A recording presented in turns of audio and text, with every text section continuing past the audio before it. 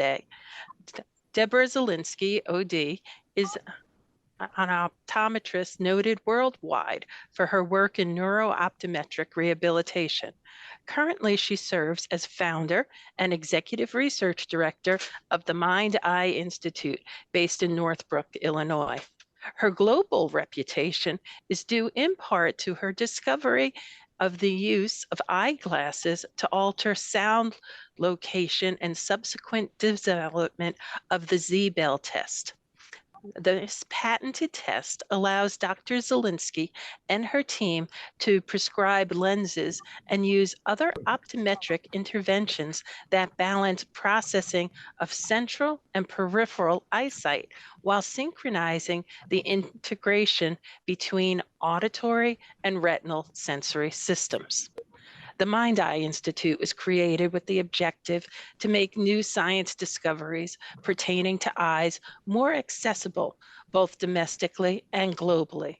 Dr. Zelinsky's vision is to train other eye care professionals on enhancement of retinal processing using her patented methods, with a short-term goal to have accredited doctors practicing in most major metropolitan global settings.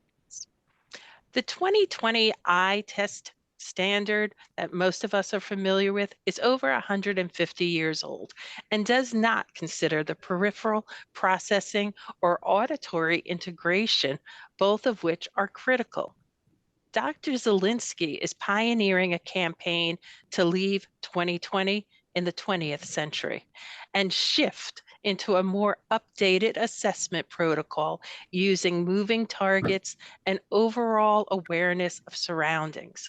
Using brain mapping of the retina, which is comprised of brain tissue, the optometric profession can perform brain rather than eye examinations.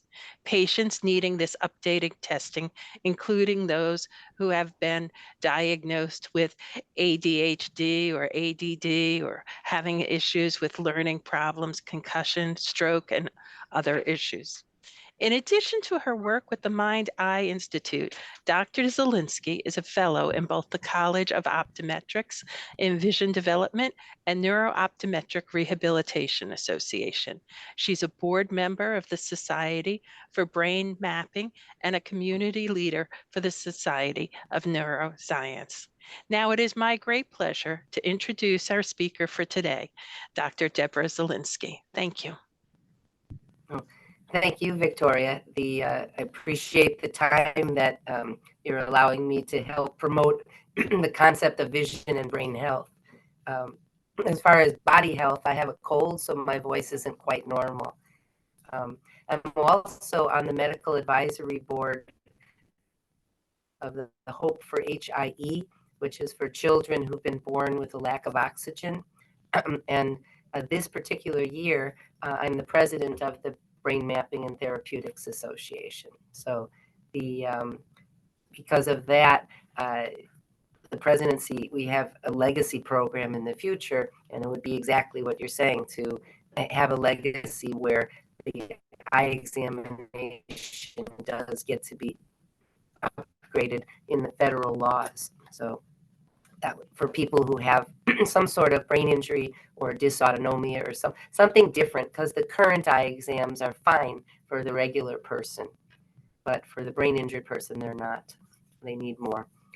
So without further ado, we'll get into this. We'll have questions at the end, so keep your questions till the end. Let me see. So you should, can everybody see this screen now? Yes? Yes, we can see you, Sharon. Okay. So again, I just wanted to thank again Dr. Russo as well as Danielle Riley. Appreciate that. We'll start with this audience. I was told that this audience is 60 years old and above.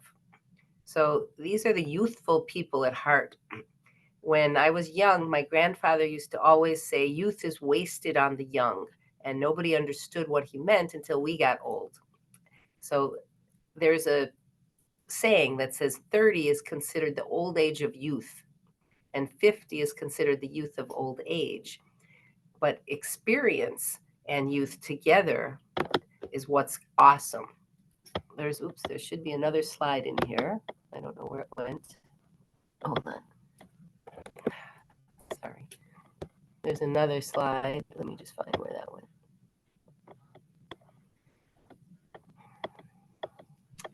Technical glitches when you switch to a Chromebook from a regular computer. Hold on. This one. There we go. There. I don't know why it switched out of that. So 60 is the new 40, or so my brother told me when I turned 60. So 75 is now the youth of old age. And most 75-year-olds that I'm familiar with are very youthful, young at heart, but filled with experience and the desire to extend their lives to a fuller way.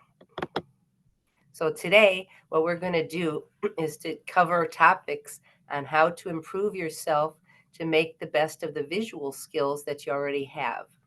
The main points we'll cover is how eyesight is linked with prevention of falling and how you can develop that and help not fall. And the second topic of visualization and how you could learn to do that better to help with memory retention. And then scanning to maximize your peripheral eyesight. And the peripheral eyesight is useful for both the prevention of falling and for scanning for taking in more for your memory. So the two big topics are balance and falling and memory. And the smaller topic would be the scanning. If you're frustrated by your lack of independence, as some people get older, it gets harder for them to drive at night. It gets harder for them to walk, harder to stay up at night. So what I'm trying to help you do from a vision standpoint is maximize your current visual abilities and support your brain with various visual tools. You do have some control over your body and your mind with nutrition. You know, you're in charge of what goes in your body is nutrition. You're in charge of exercise and mental stimulation. But brain health is linked with a mind-eye connection. And what I mean by that is that involves linking your hearing and listening with your eyesight and your balance to both look around you. You have the outside world around you, and you also have the internal world in your head. So as you get older, some of you will find changes in your hearing and your eyesight and your balance, as well as your tolerance to changes. The linkage, the mind-eye connection can be enhanced, and the tolerance to changes can be developed so you can tolerate more and tune more out and learn how to filter better. Those are all skills that can be developed. Your brain doesn't have an end in sight for how much it can learn. So if you don't have a solid link between what you hear and what you see, or what you're glimpsing and what you're thinking, then you can have lost independence. As I said earlier, you can get disoriented at night when driving or find it scary to walk. And this leads to the two things that I want to talk about, the balance and the memory, as well as the scanning, like for driving. So you can choose to use your visual skills and help your mind and body remain healthy for longer. I had a patient once, and they came because the woman was losing her memory. She was depressed. She sat at home and just watched television all day, played cards sometimes, and just ate. And we put new glasses on her and gave her a huge amount of things to do to build up her tolerance and to make her brain get activated. And she came back for a follow-up, and we asked and said, you know, did you switch your seat in the room when watching television? Because just that is a visual activity. Did you switch your seat at dinner? Because then you'll be looking at the room a different way. That will make your brain have to reorient. And the answer was no, because she liked her chair where she watched television. She liked her seat at dinner. So she didn't do anything to help her brain get new information. She didn't choose to look at different television shows. So she lost it. When you have this use it or lose it, you have the ability to just switch your seats if you go to a restaurant. Sometimes sit in a booth, sometimes sit at a table, sometimes have the kitchen on your left or the right. It all makes a difference visually. And with usage of what your visual processing can do, then your mind can remain healthy for longer. Use it. Now, sometimes people get a little bit grumpier as they get older. That's your tolerance level. I find it myself with noise. I used to, and I have patients like that. They used to have jobs that were in lots of noisy areas, no problem. Now, sometimes they'll come after a brain injury or after a severe illness, and they can't tolerate noise as much as they used to. Or they have grandchildren who are running around yelling and screaming, and they can't turn that off as they used to. The reason for that partly is because more conscious energy is required. When you're younger, there's a lot of processing done at the subconscious level, not so much at a conscious level. And the older you get, if you're starting to lose some of the subconscious processing, you're stuck using conscious energy and conscious processing, which is draining. Sometimes that we see people after an injury or an illness, and they're hypersensitive to lights and sounds. And we find that they're not matched. Where they see something and where they hear something is not always matched together. So we put glasses on them to match the location of where they perceive space and where they perceive the sounds.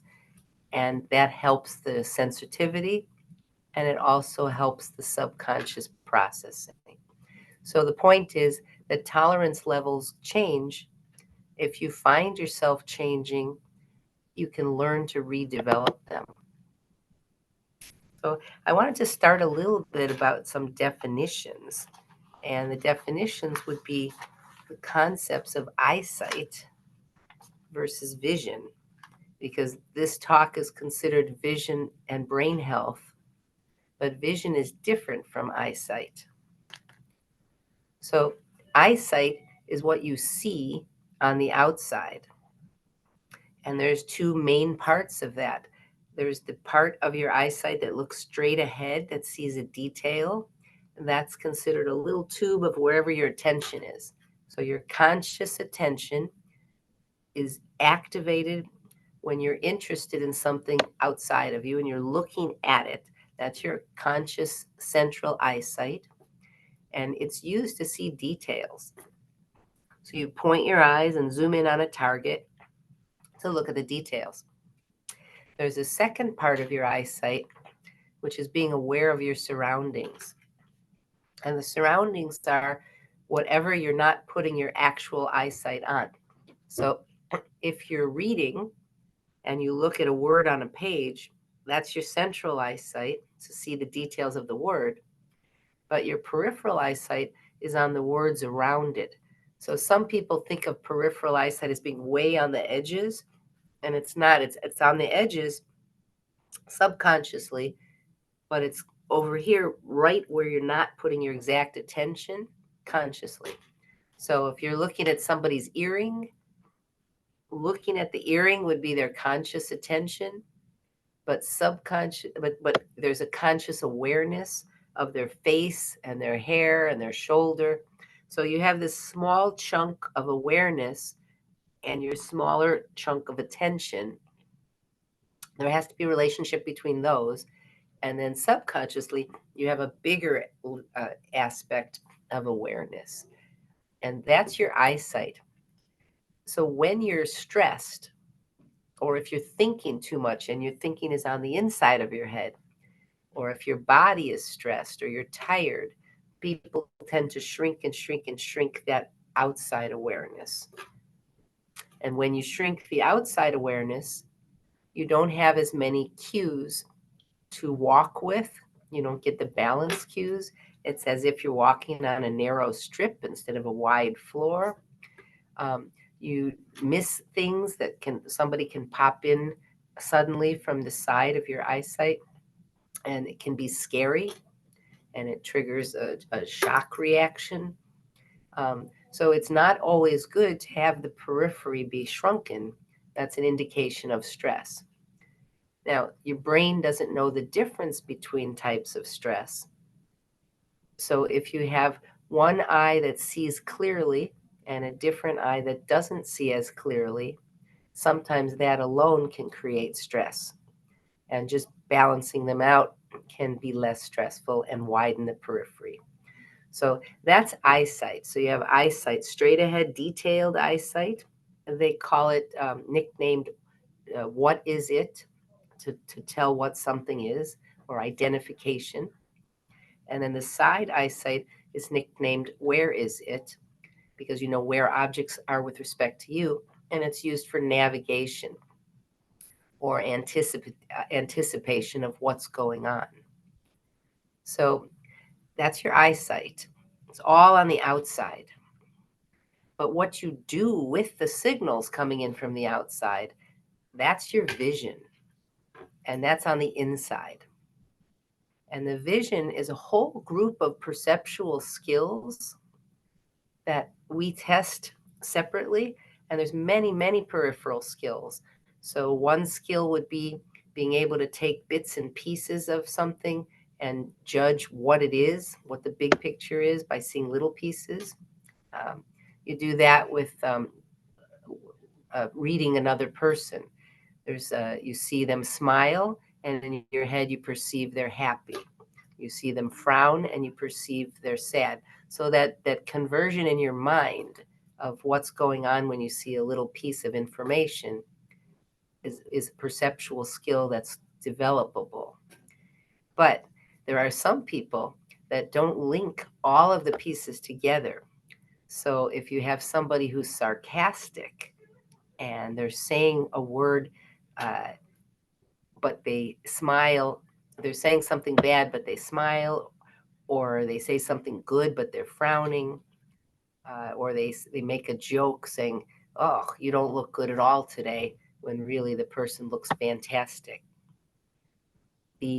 Some people who are on the autistic spectrum, or some people who aren't paying attention well enough, will only take one or two pieces of that information and not put it together in a big picture to get what's going on in their surrounding environment. So vision is this group of skills that goes on in your mind that ends up in a result of what am I going to do about it? So I get all this information in through my eyes, but I'm also getting information in through my ears, and I'm also getting information in through my nose and my hands, all my sensory signals. And if those sensory signals don't interact well and they don't have good integration, then the conclusion I make might be wrong, and my vision might be wrong, and where I head and what I choose to do as a response or a reaction might be inappropriate. So vision is very, very different than eyesight. And that's why when people do have a big vision that's in their head, like Walt Disney had to make Disney World, he saw a swampland in Florida, but in his mind, he said, this could be made into the happiest place on earth. That was his vision. He's called a visionary. Somebody, Jules Verne, who imagined, a rocket ship way before rocket ships were invented. That's a visionary. So vision is very different than eyesight. Vision is a huge category, and eyesight is one little piece of vision. Eyesight's outside, vision's on the inside. Sorry to harp on that, but it's important to lead into this point, is that your retina, the lining of the eye, is made out of brain tissue. And when the light hits the retina and signals get into your brain, Some of the signals are used for eyesight, but there's a lot of newly discovered signals that have nothing to do with eyesight. So there's a lot of systems. It's just new research they're finding that the light that goes into your eye is linked with like sugar regulation, thyroid systems, emotional reactions. So there's not as much research. There's probably 20 years worth of research showing the non-image forming pathways. And there's about 50 years of research showing that the eye is connected with posture pathways. But the eye itself has eyesight pathways and non-eyesight pathways. And that's really important too. So when you use eyeglasses, you're affecting both the eyesight pathways on the outside and the non-eyesight pathways of your own body health on the inside. I truly believe in the future that as more and more research documents this, optometrists are going to be the go-to place to have blood pressure regulated and thyroid systems regulated. Because people now are not even dreaming that you could use eyeglasses to even try to do that. And there's not much research. It's considered anecdotal evidence. So a few patients here and there does not mean it's true. But I believe that in the future, it will be shown to be true. So here's some of these non-image forming pathways. What your brain goes through when you walk into a scenario, before your eyesight kicks in on the outside, your brain deals with things for yourself. It's how do you feel? Are you safe? Do I care about what's going on around me? How's my environment? Is it stressful, not stressful? Am I balanced? Like, where is my body with respect to gravity? Where is my head with respect to my eyes? Where's my head, I'm sorry, respect to the body? Where are my eyes with respect to my head? So you can use eyeglasses to change where the eyes are pointing, which will then change the head position, which will then change your body position against gravity. So if you have a knee problem and it hurts to walk on one knee, you can use eyeglasses to slant the floor so that your brain leans a different way and takes some weight off of the knee. If you have a back problem, you can use eyeglasses to tilt the floor forward or upward to lean forward or backward. And that will also help take stress off of the back.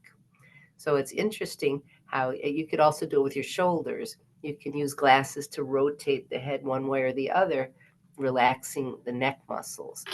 So those are part of the non-image forming retinal connections on the body. Then you have your eyesight, like we talked about, peripheral and central eyesight, to know where something is and what it is. And then you have all your mental imagery of what you're anticipating and what's going on and what do you do about it. So there's a lot of connections to the eyes. So when you're thinking of glasses that just sharpen your eyesight, but you're not thinking of the peripheral awareness, then think again. And just to get a quick science lesson, there's over 120 million signals in each eye.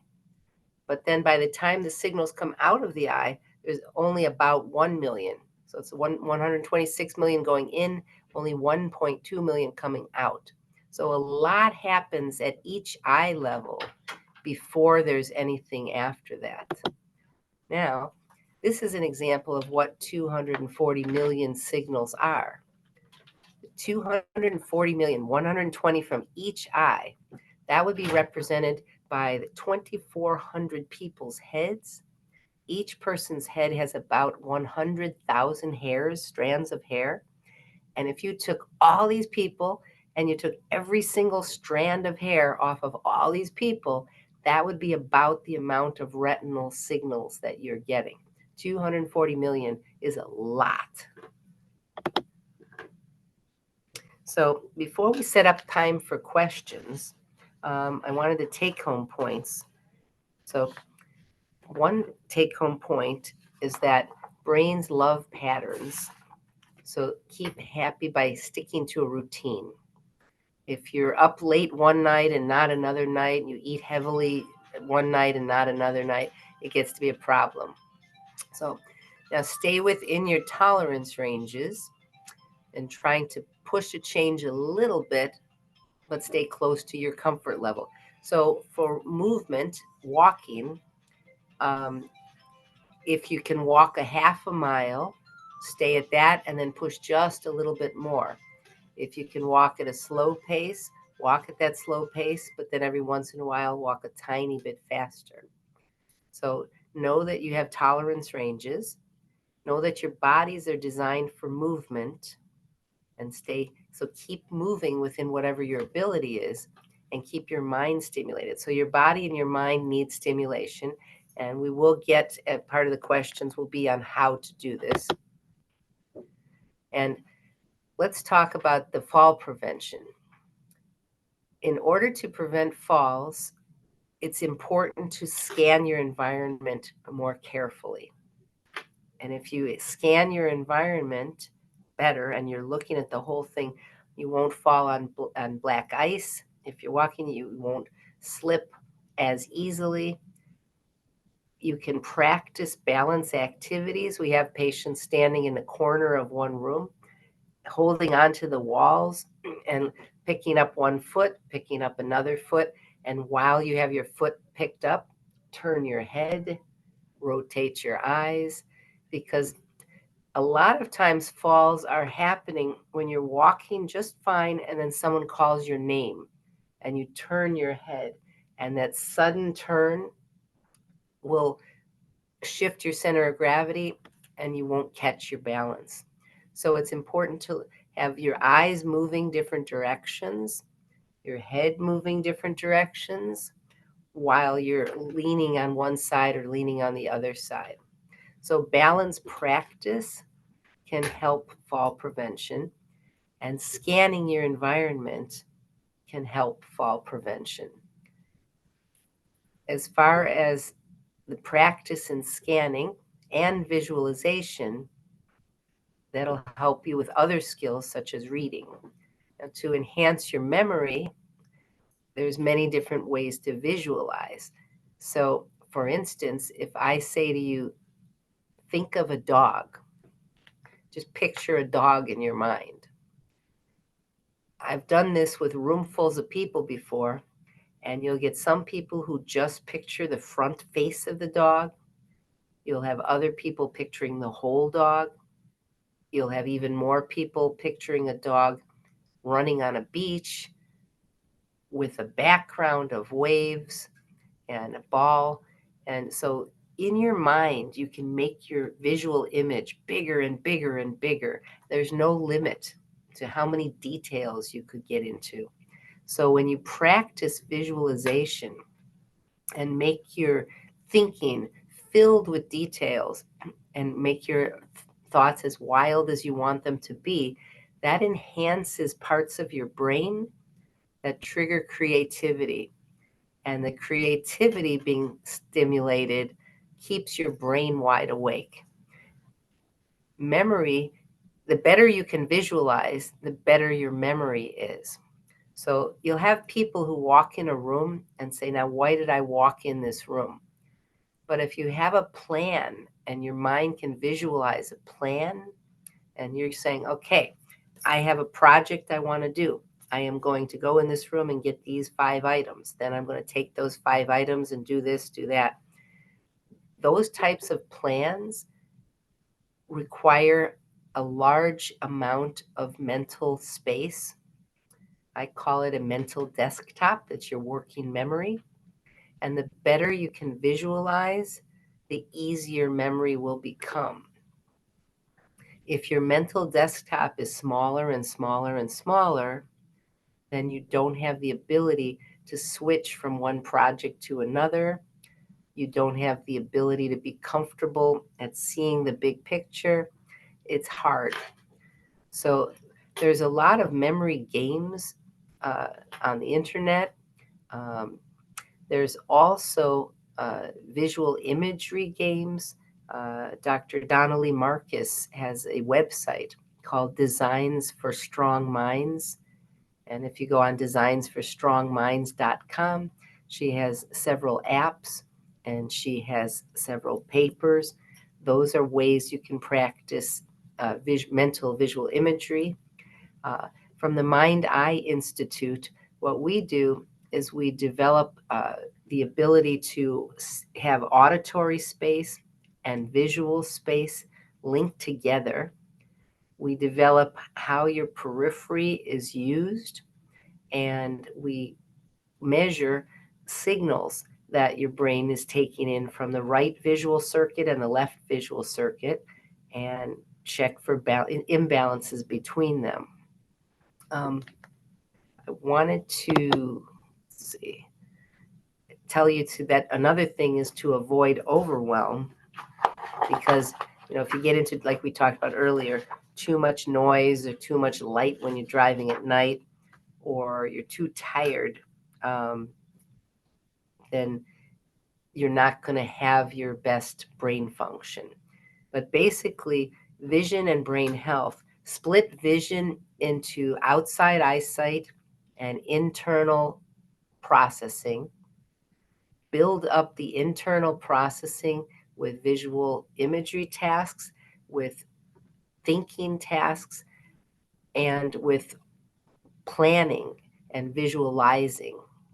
You can visualize in space and time, and help the outside eyesight by learning how to scan and just glimpse at information using your peripheral eyesight, because that's faster and captures a lot more than your central eyesight would. So I'm opening up this to questions and I'm going to stop this part of the screen share here. If you had questions later and we didn't get to them, you could call the Mind Eye Institute at 847-501-2020, or you could email at info@mindeye.com. So let me open up to questions, and then we can go back to whatever's needed.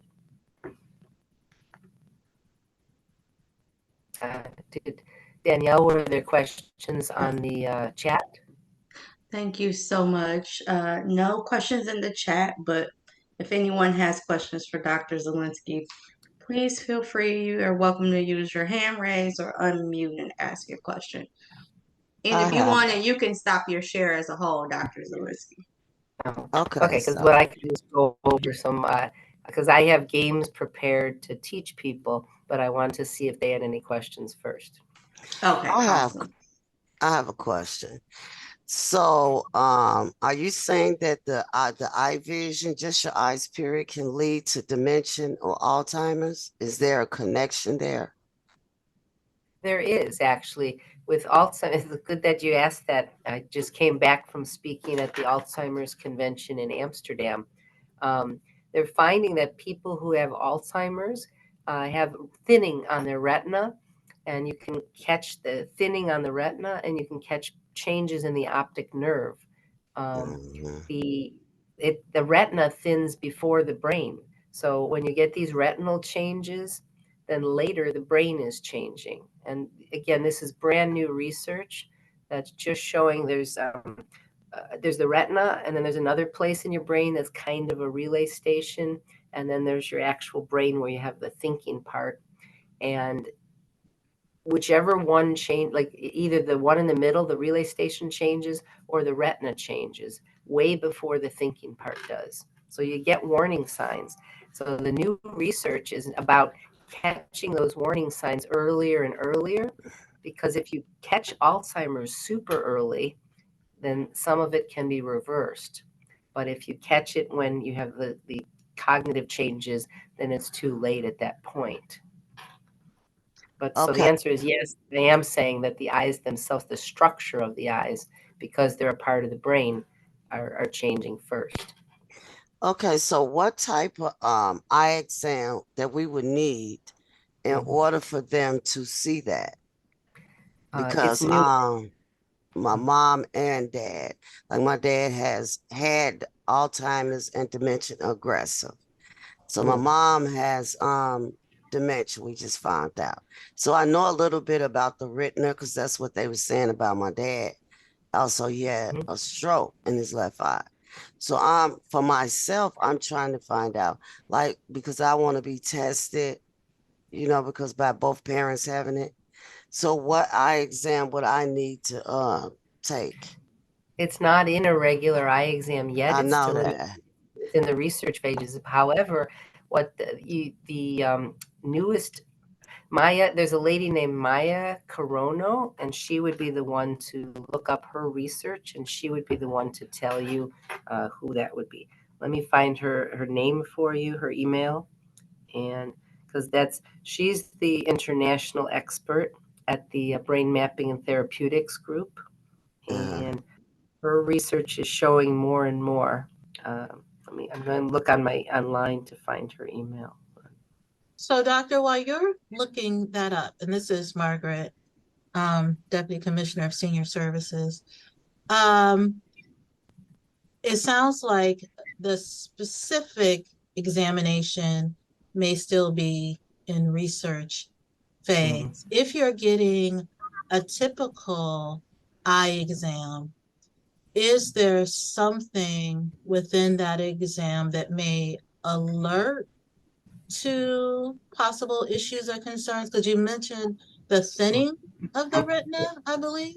I guess I'm The trying to thin, figure out yeah. what is common, what may be something that would alert someone in what's considered a common or traditional exam, if if anything. depth perception changes would be important to look for, and that's in every eye exam everywhere. Test depth perception. So if your depth perception changes too much, that's out of the age norm. Pupil function would be something to check on, and there's newer techniques to measure that with a video recorder. The thinning of the retina can be done with what's called an OCT examination. But even then, you'd monitor, like, here's your baseline, and then you would Mhm. monitor and see if there's a change. But the problem would be, let's say you monitor and you're so thick, and then you came back a year later and it was a lot thinner. Mhm. Now what? So they have nutritional changes. The newest thought on Alzheimer's is that they're labeling it diabetes type 3. Really? And Mm. they're saying that when the sugar is not regulated in the person's body, that you get deterioration in their mind. And so Wow. if you pay attention to sugar levels, that you could do, through blood tests, like the A1C level, that would be probably a critical factor. If you have two parents who had dementia, then I would be extra, extra careful in your case to make sure your sugar level stayed stable. Yeah, they said I was borderline. Borderline's not good enough if you have two parents with So I dementia. need to bring it down some more. Yeah, because that's what the newest thoughts are. They just say they're nicknaming it diabetes type 3, and they're saying maybe that's one of the causes of cognitive decline when your Oh, body, man. because your body and your mind are connected. So if your body's not processing what it should process, then your mind is not going to be able to withstand the stress. Wow. The lady's name, is Corona. Here, can you see that? Oops. How And about if that? you want to share it, I'll follow up with it in the email and put the Oh, contact okay. information in there as well. So you can send it along to myself and Victoria, and we'll add it in the follow-up email to you. I will do that. Yeah, because her lab is at the cutting edge of research, and they've just started with humans now. She's been working with mice for years and publishing with mice. So, doctor, when you talk about early detection, and the ability to possibly impact whether dementia worsens or if you can correct it, or whether dementia develops or whether you can correct it. Mhm. What are when you have when you are able to early detect, what are the things that you are able to do to stave it off? And it looks like you're talking about, when you say diabetes, you're talking about nutrition, diet, Mhm. of course, exercise. But what are the other things through when you Well, can from our early end, detect? as an optometrist, then my tools of usage are eyeglasses and lenses. And Hmm. what I work with is the information going into your brain on the imbalances in your right versus your left sides, your peripheral versus your central eyesight, and your auditory perception. Because in your mind, that's a visual map you're making. So the visual map of where sounds are and the visual maps where sights are. If all of those are balanced together, then that at least takes the brain's stress off of outside information. So that's what you could do is put glasses on that are specifically designed to have, lesser stresses from the outside. But as far as the actual warding it off with nutrition, that's a whole other practitioner that would do that. I mean, Mhm. there's psychiatrists that work with that. There's primary care, family medicine practitioners, and that's what their specialty is. My specialty is using eyeglasses to affect brain function. I have a And- question. Oh, I think Okay. Milan's been Uh, waiting. Yep, thank you, Husband Milan. And then we'll come back because I see that Regine also unmuted as well. So Milan, you're Okay. welcome to unmute. Thank you. I have a question. You were talking earlier about vision, and you also mentioned about reading and retention and focus. I was wondering, um, my father has early signs of dementia. It hasn't been diagnosed just yet. My mother-in-law does have dementia, Lewy body dementia. She did lose her vision. She had an impeccable memory, even to this day. If you ask her any question or Mhm. about any word, she can spell every word.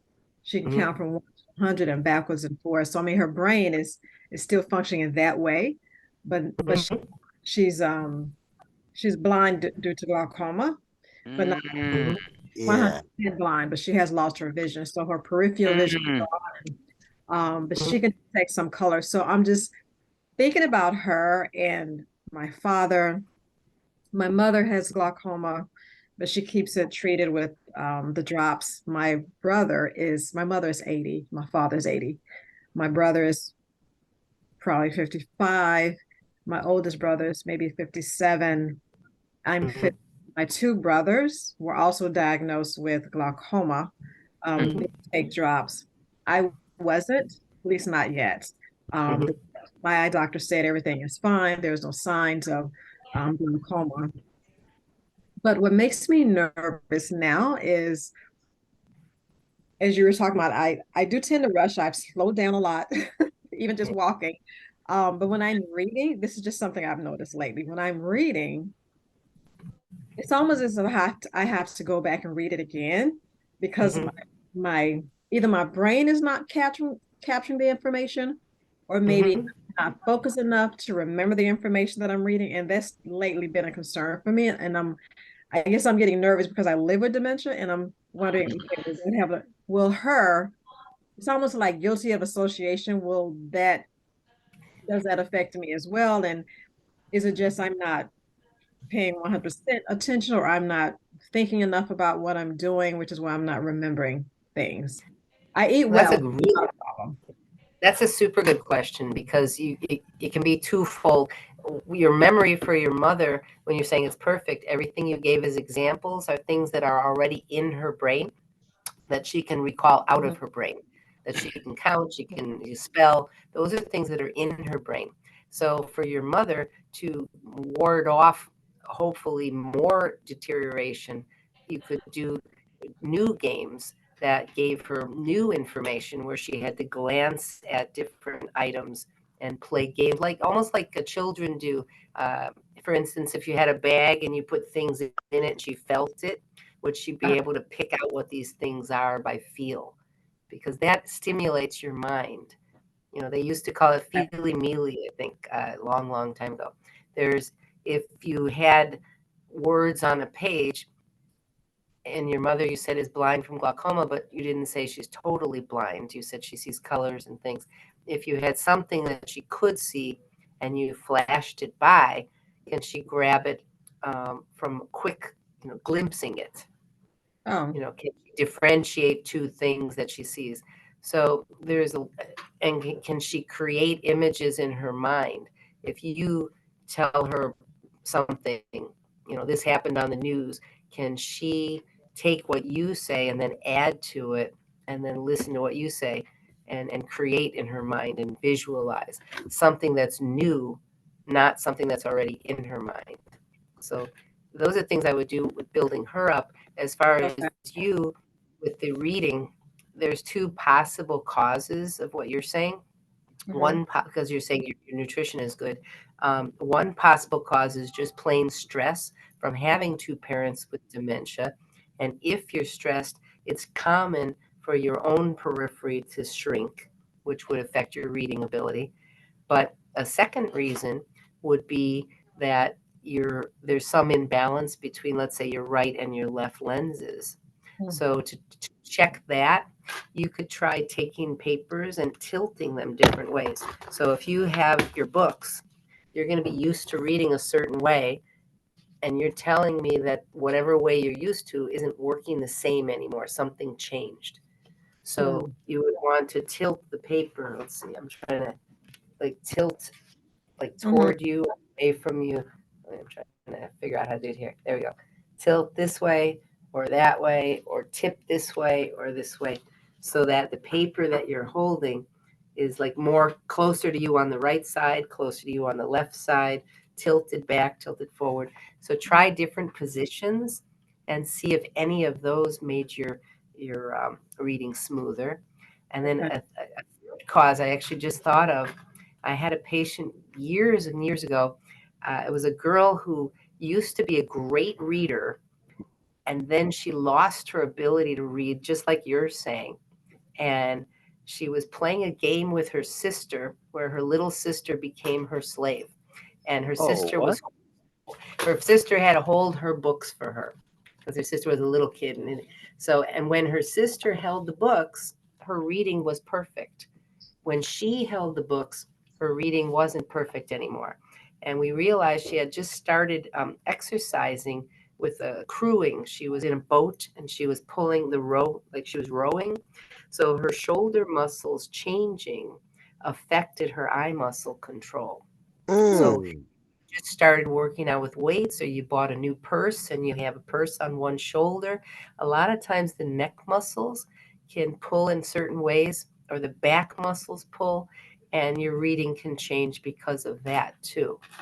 So Interesting. Wow. you can't just automatically say, Have a pardon? That's interesting you said that, because I do have consistent pain right in the middle of my back, and I'm like, what? It's just sort of noticing the last few. And is that when your reading started getting a little bit worse? Now that I think about it, probably yes. Well, then that's by far the most likely cause. So I wouldn't worry so much about dementia starting, but I would worry about why all of a sudden did some pain get in your back? What did you do differently? Or let's say you're starting a cataract in one eye, so that one eye is a little different than the other, then you might find that a tilt this way or this way of your books might solve that. Okay. Okay, we have But some those are more the things we measure. questions. Yeah. So Yeah, at so my uh, stuff we um, measure. yeah, I wanted to allow Regine, Donna, and then Becky to ask their question. Thank you.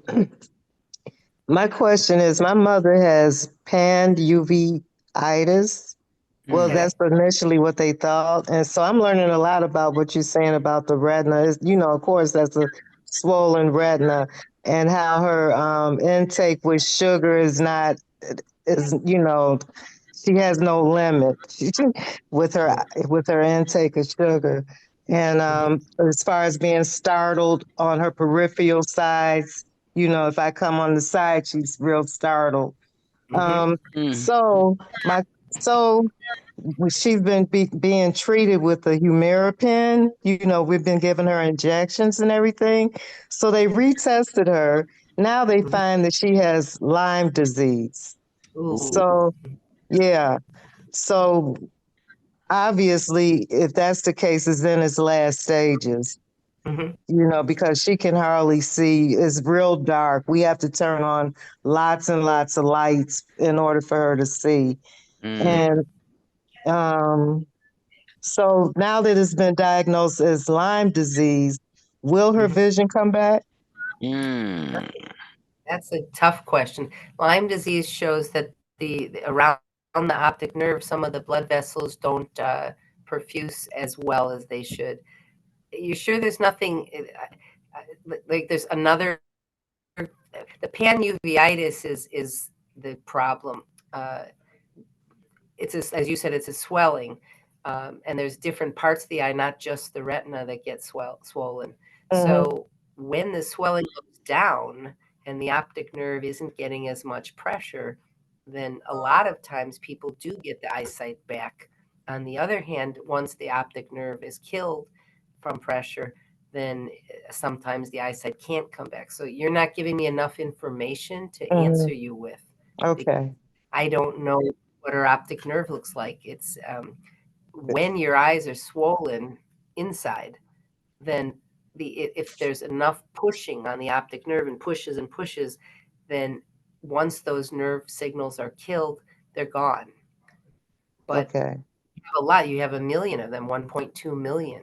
So what if only 500,000 of them are gone? You're still left with 700,000. So when the swelling goes down, there'll be some remaining.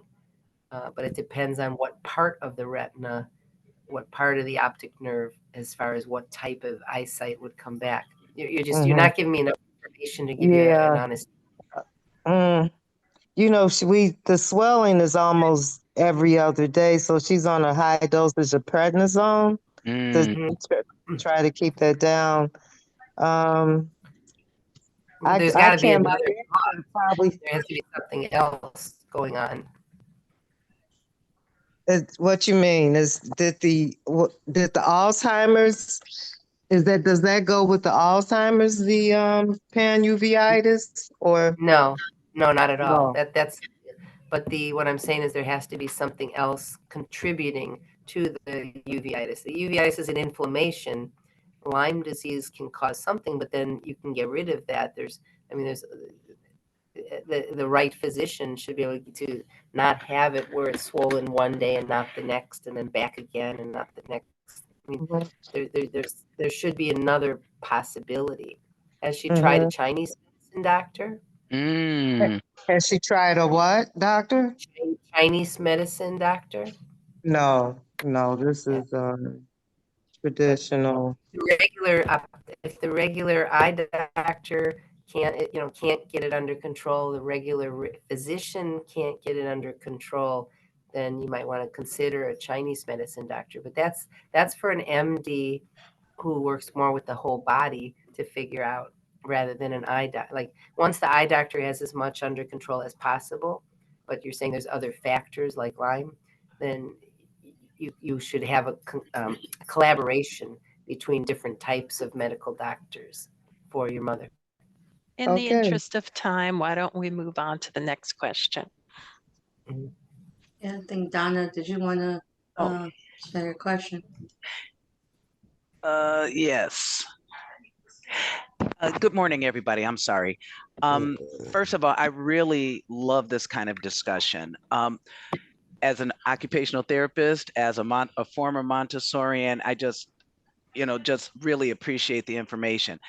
My question is around issues like with cataracts or, some kind of atrophy of the ocular musculature and how that would, and the possible linkage to, brain health with the vision and that.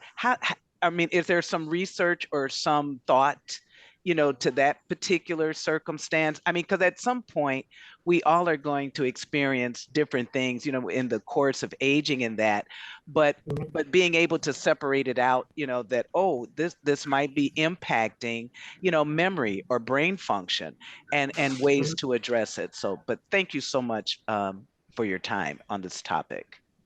Oh, you're welcome. The cataract question you're asking, it's not, cataracts have nothing really to do with the musculature, but I'd like to hear the other question from Becky, so that what we might end up doing is answering the one, and cataract question's a really long answer.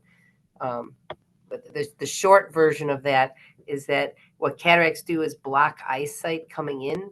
So if it's blocked on one side more than the other side, it can create distortions in perception.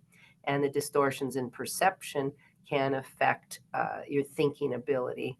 So some people, once they have cataracts removed, their thinking and perception becomes better.